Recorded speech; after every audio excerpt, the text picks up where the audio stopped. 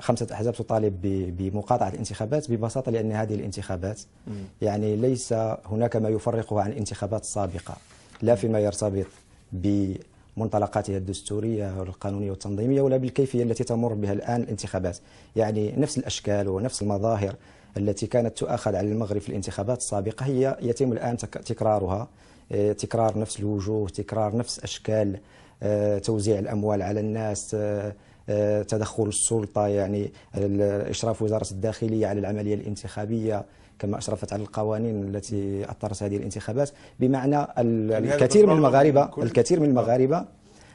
من المغاربة يعني لا يلمسون أي جديد في هذه الانتخابات، وذلك ببساطة لأن الانتخابات الديمقراطية لابد من أن تؤسس على أساس دستور ديمقراطي، وهذا لم يتوفر، وهذا ما طالبت به حركة 20 فبراير لكنه لم يتحقق إلى حدود الساعة. هذا بالرغم من هذه الإصلاحات التي زكتها الأغلبية في المغرب وكبريات الأحزاب في المغرب.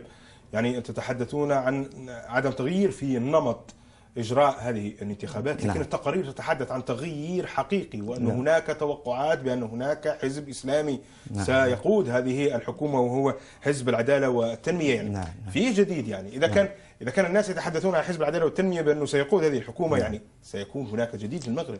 سيدي، الانتخابات الديمقراطية أنت قلت تغيير حقيقي. الانتخابات الديمقراطية هي الانتخابات التي تفضي إلى امتلاك السلطة، تفضي إلى امتلاك القرار السياسي. الآن يعني الدستور المغربي لا زالت السلطة الحقيقية في يد الملك، لا زال القرار السياسي في يد الملك من خلال ترأسه للعديد من المجالس، من خلال تعيينه للعديد من المناصب، من خلال آليات وأشكال نص عليها الدستور للتدخل في مجموعة من المجالات التنفيذية والقضائية والتشريعية. فالتنافس عندنا في المغرب في حقيقة الأمر هو تنافس على هامش السلطة وليس تنافس على السلطة الحقيقية. الأحزاب أنت قلت بالرغم من الإصلاحات الأخيرة الملك تنازل على الكثير من صلاحياته. حقيقة ليس هناك تنازل، يعني هناك تنازلات شكلية، هناك تنازلات شكلية. مثلا أنا أعطيك مثال، مثلا حينما أقول بأن من الإضافات التي تمت إضافتها في الدستور أن الملك يستشير رئيس المحكمة الدستورية، علما أن الملك هو من عين رئيس المحكمة الدستورية. يعني ما فائدة هذه الاستشارة؟ يعني لا شيء. هكذا يعني مجموعة من الأمور الشكلية الجزئية، التنطيط البرلمان، أضيفت صلاحيات لرئيس الحكومة.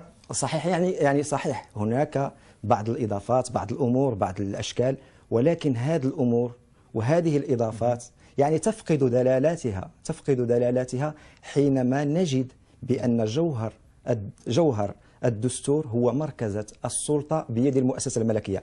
قلت لكن هذه ليست، يعني أنا سأعطيك الفرصة للإجابة. نعم، تفضل. هذه ليست مشكلة المغاربة. مشكلة المغاربة ليست في هذا الكلام، مشكلة المغاربة مع حكومة، مع وزراء، مع الفساد، مع سوء تسيير. يا أخي، والملك تنازل على الكثير من الصلاحيات أعطاها للهيئة التشريعية وأعطاها للهيئة التنفيذية لكي من أجل ديمقراطية الحياة السياسية أولا، وإعطاء شرعية لهذا البرلمان، إعطاء صلاحيات للحكومة لمحاربة الفساد، التنمية.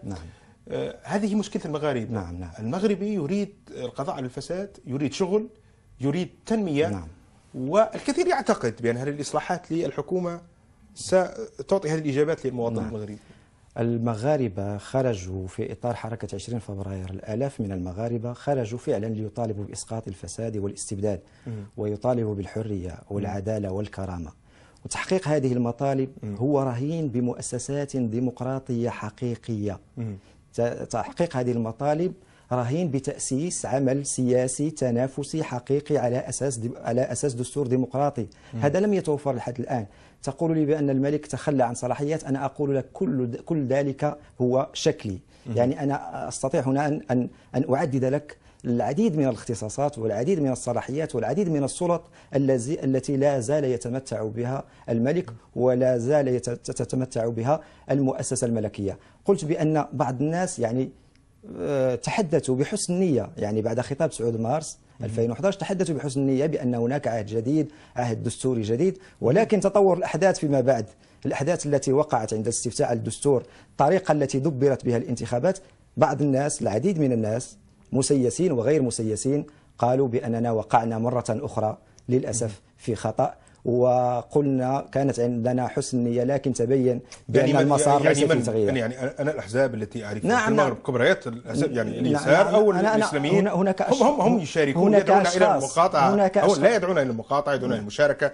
وهم يحذرون وحذروا لهذه الانتخابات. أنا هناك أشخاص، من أحزاب، سواء من حزب العدالة والتنمية أو من الاتحاد الاشتراكي أو كذا، كتبوا فيما بعد مقالات قالوا بأن هذا المسار الذي أريد له أن يكون التفاف على مطالب الشعبية، والذي صدقناه في البداية لا ينبغي أن نستمر في تصديقه، لأن ما حدث من بعد يؤكد بأن دار لقمان لا زالت على حالها. لكن لنتفق بأن يعني الاتحاد الاشتراكي أو حزب العدالة والتنمية هم يدعون إلى المشاركة، وبن كيران كان له تصريح أمس يقول بأن من يدعو إلى المقاطعة يسيء قراءة المرحلة.